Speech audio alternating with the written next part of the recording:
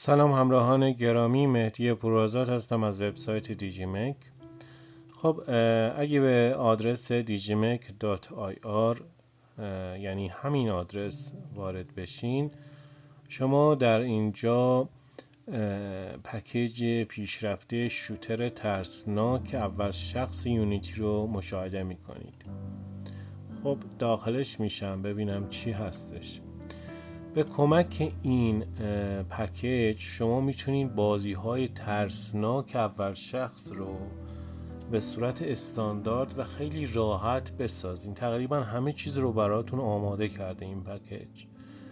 کافی این پکیج رو که ببینید اینجا فرمتش یونیتی پکیج هست، یعنی مخصوص یونیتی هستش. ایمپورت کنید داخل یونیتی که با یونیتی 2022 به بالا هم سازگار هستش.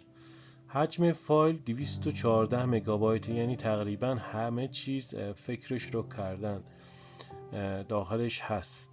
شما خیلی سریع و آسون به کمک این پکیج میتونید بازی های ترسناک، بازی ترسناک اسلحه‌ای، بازی ترسناک معمایی بسازید. خب اگه به این بسته نیاز داشتین وارد وبسایت دیجیمک بشین و این بسته رو تهیه کنید. موفق باشید.